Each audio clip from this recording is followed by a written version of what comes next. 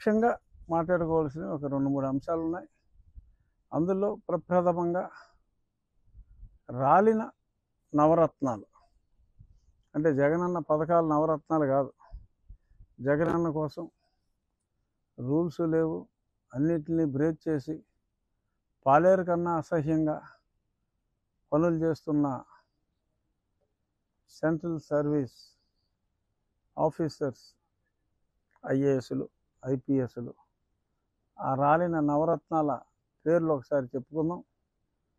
పరమేశ్వర్ రెడ్డి, తిరుమలేశ్వర్ రెడ్డి, రవిశంకర్ రెడ్డి, కాక పాల్రాజ్, జాషువా, అన్బురాజన్, ఇంకా ఐఏఎస్లు శ్రీమతి గౌతమి, లక్ష్మీ షా, మరి ఈవిడ అమ్మాయి అబ్బాయి నాకు తెలియదు, పి రాజబాబు, ఇలా నవరత్నాల్ని మరి వారి వారి విధుల నుంచి పంపించి ఎక్కడో దగ్గర వేసుకోండి. కానీ ఎన్నికల విధులకి ఈ 9గురిని ఫస్ట్ ఫేజ్లో బహిష్కరించడం జరిగింది. ఇంకా ఈ 9గురే కాకుండా ఇంకొద్ది మందిని కూడా బహుశా సెకండ్ ఫేజ్ ఉండొచ్చు అంటున్నారు. ఎందుకంటే మరి ఆ ఫేజ్లో కూడా డీజీపీ గారు ఉండొచ్చు బహుశా. ఎందుకంటే ఇన్ఛార్జ్గా ఉన్నవాళ్ళు ఎన్నికల సమయంలో, ఫుల్ ఎడిషనల్ ఛార్జ్ ఉన్నవాళ్ళు ఎన్నికల సమయంలో డీజీపీగా ఉండకూడదని రూల్స్ ఉన్నాయి. సో కాబట్టి even based on that rule ఆయన మంచి వ్యక్తి అయ్యుండొచ్చు కూడా. కానీ ఆయన ఫుల్ ఎడిషనల్ ఛార్జ్లో ఉన్నారు కనుక వారిని కూడా పక్కన పెట్టాల్సి వస్తుంది. అలాగే మరి నిన్న చూసాం పింఛన్ల పంపిణీ, ఆ విషయంలో మరి కాస్త హద్దులు మీరి వ్యవహరించారన్న అభియోగాలు అయితే సామాజిక మాధ్యమాల్లో చూస్తున్నాం. జవహర్ రెడ్డి గారు, చీఫ్ సెక్రటరీ మురళీధర్ రెడ్డి, అసర్ప్ అధినేత, మరి వీళ్ళని కూడా మార్చొచ్చు. అంతేకాక ఇంకా ఐపీఎస్ల్లో కసిరెడ్డి గారే కాక చూసి రమ్మంటే కాల్చొచ్చే రఘురామరెడ్డి, అలాగే ఓవర్ ఇంటెలిజెన్స్ ప్రదర్శించే మరి ఒకప్పటి నా మిత్రులు సీతారామానాయుడు గారు, మరి వీరందరికీ కూడా అంటే పేపర్లో వచ్చింది అదే చెప్తున్నా, వీరందరికీ కూడా మరి ఏమన్నా త్వరలో 2 నెలల్లో రెస్ట్ తీసుకుంటారా బాబు అని చెప్పి మరి ఇక్కడి నుంచి దూరంగా పంపించాల్సిన బ్యాచ్ అది. లేదంటే ఇక్కడే పని చేస్తూ ఉంటారు ఇంట్లో కూర్చొని. చూద్దాం. మరి ఇప్పుడు కొంత అనీజీగా ఉన్న ప్రజలకు స్వాంతన చేకూర్చే అంశం ఈ రాలిన నవరత్నాల అంశం. మరింత స్వాంతన చేకూరాలి, ప్రజల్లో విశ్వాసం మరింత పెంపొందాలి అన్నది జరగాలి అంటే డెఫినెట్గా ఇంకొంతమంది ఇటువంటి అధికారులకి కొద్ది కాలం పాటు విధుల నుంచి స్వస్తి పలికితే డెఫినెట్గా ప్రజలకి అంటే ఎన్నికలు సజావుగా జరుగుతాయనే ఒక నమ్మకం కలుగుతుంది. ఇప్పటికే నిన్నటి దెబ్బకే సో కాస్త వ్యవస్థ కుదేలైన మాట వాస్తవం. అంటే అస్తవ్యస్తంగా ఉన్న వ్యవస్థ కుదేలైన మాట వాస్తవం. సక్రమంగా పోలీసు వాళ్ళు తమ విధులు నిర్వర్తిస్తారు అనే ఒక నమ్మకం కలిగాయి. సో రానున్న రోజుల్లో మరిన్ని బదిలీలు ఉంటాయని ఆశిస్తూ ఎన్నికలు సజావుగా జరిగే అద్భుతమైన వాతావరణం వస్తుంది. సో అప్పుడు ప్రజలకు ఎవరిని గెలిపించుకోవాలో తెలుసు. కాబట్టి ఈ ఎన్నికలు జగన్ ఉండాలా, జగన్ పోవాలా అని జరిగే ఎన్నికలు. అందుకనే ఈ వ్యక్తి ఉండకూడదనే ఉద్దేశంతోనే ఎటువంటి వ్యక్తిగత భేషజాలు లేకుండా నీ పార్టీ ఎక్కువ, నా పార్టీ తక్కువ ఆరు ఎక్కువ అన్న ఎటువంటి అభిప్రాయ భేదాలు లేకుండా మరి కలిసి ముందుకు వచ్చారు. శారీరక రుగ్మతలు ఎంతోమందికి ఉంటాయి, కానీ ఈ ఐపాకోడ్కి కరెక్ట్గా దొరుకుతారు. ప్రతి 3 కిలోమీటర్లకి ఒక దగ్గర ఒక కుష్టి వ్యాధి వచ్చిన వాళ్ళు కావచ్చు, ఇంకో దగ్గర ఒళ్ళంతా పాపం కాయలుగా వచ్చి బాధపడుతున్న వాళ్ళు కావచ్చు. వీళ్ళు ఏరుకొస్తారు, వీళ్ళు అంత మోసం. వీళ్ళు ఏరుకొచ్చి వాళ్ళకి అట్లీస్ట్ ఓకే హ్యాపీ ఏంటంటే వాళ్ళకి ఎంతో కొంత యాక్టింగ్ ఛార్జెస్ పే చేస్తారు.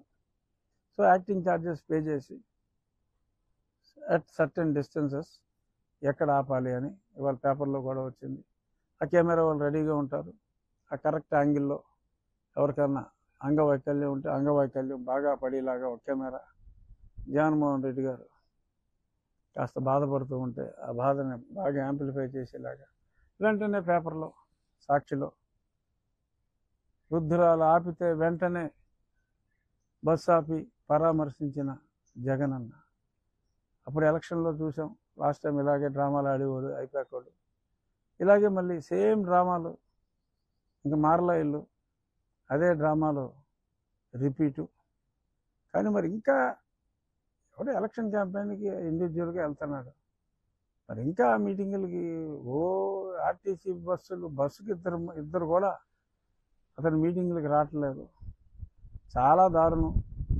చంద్రబాబు గారు రోడ్ షోలకి పోటెత్తున్నారు జనం, ఈయనేమో భారీ బహిరంగ సభలో మేము సిద్ధం అని ఏదో మొదలెట్టారు. బట్ మేము సిద్ధంగా లేవురా బాబు అని చెప్పి జనం అందరూ కూడా పని చూసుకోరా బాబాయ్ అబ్బాయి అని చెప్తున్నారు. అయినప్పటికీ సిగ్గు లేకుండా సాక్షిలో అయితే మటుకు బేభత్సంగా రాసుకుంటున్నారు. నిన్న అన్ని పేపర్లో వచ్చింది. నేను సుప్రీంకోర్టులో వేసిన కేసు, జగన్మోహన్ రెడ్డి సిబిఐకి చివాట్లు పెట్టారు, ఇంకో 4 వారాలు టైం ఇస్తున్నాను, ఆలస్యానికి కారణం ఎందుకు చెప్పట్లేదు, ఇవన్నీ కూడా చాలా స్పష్టంగా చెప్పారు. ఈనాడు, ఆంధ్రజ్యోతిలో హెడ్లైన్ వచ్చింది. సాక్షిలో చూసా, నాకు ఎక్కడా కనపడలా. తర్వాత ఎవరన్నా చెప్తే సాక్షిలో ఎక్కడ కనపడలేదా అంటే వెతికి పట్టుకున్నారు ఎక్కడో ఒక 4 లైన్లు. ఏదో చిన్న వార్త, 3 కాళ్ళ కోడి జననం, 5 కాళ్ళ కుక్క జననం అని చెప్పి వేస్తూ ఉంటారు చిన్న వార్తలు అప్పుడప్పుడు. అలాంటి వార్తగా దాన్ని వేశారు తప్ప, ఎందుకంటే మరి అంత తప్పు చేశాడు లేదు. మరి వాళ్ళ పేపర్లో నాకు పాపులారిటీ, ఇంకా సీట్ ఇస్తారో ఎవరో తెలియపోయినా రఘురామకృష్ణరాజు పోరాడుతున్నాడు అంటే పిచ్చి నాకు అర్థం కాదు నాయన. నా పోరాటం ప్రజలకు. నేను గత నెల రోజుల్లో వైసీపీ పార్టీ నుంచి టీడీపీలో కావచ్చు, బీజేపీలో కావచ్చు, జనసేనలో కావచ్చు జాయిన్ అయిన వాళ్ళని తప్పుగా మాట్లాడాల.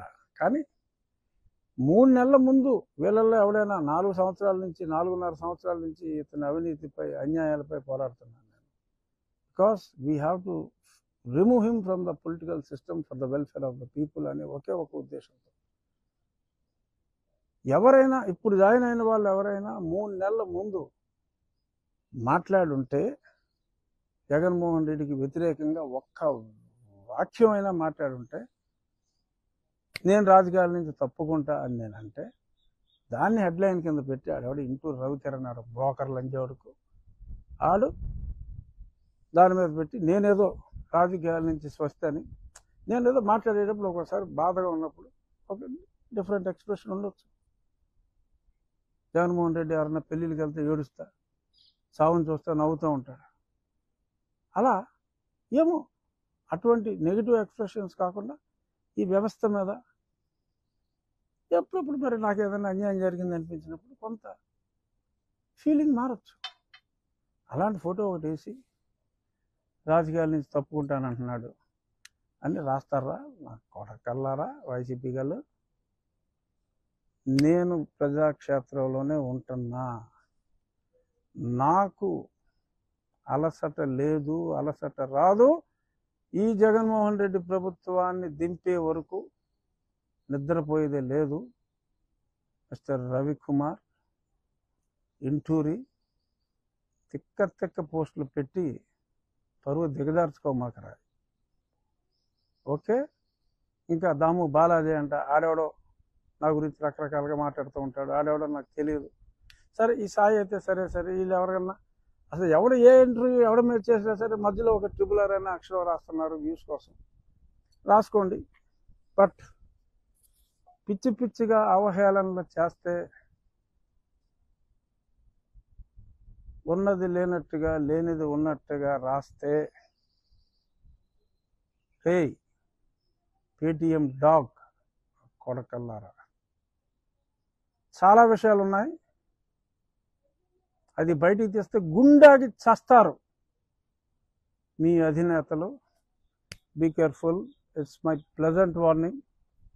చాలా ప్రేమతో ఇస్తున్నాను వార్నింగ్. గుర్తుపెట్టుకోండి, బొల్లు దగ్గర పెట్టుకోండి. ఇంకా ఎందుకులే, మనకు కావాల్సింది ప్రజలకు రక్షణ అని నేను వ్యక్తిగతంగా రాట్లా.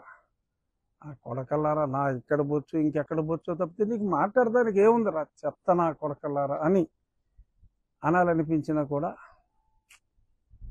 నాకు తెలుసు ఈ రచ్చబండ ఎక్కువ మంది స్త్రీలు చూస్తారు, వారి మనసును నేను నొప్పించలేను. కానీ వారు రాస్తున్న చెత్త రాతల్ని ఖండించకపోతే ఇంకా రెచ్చిపోతారు.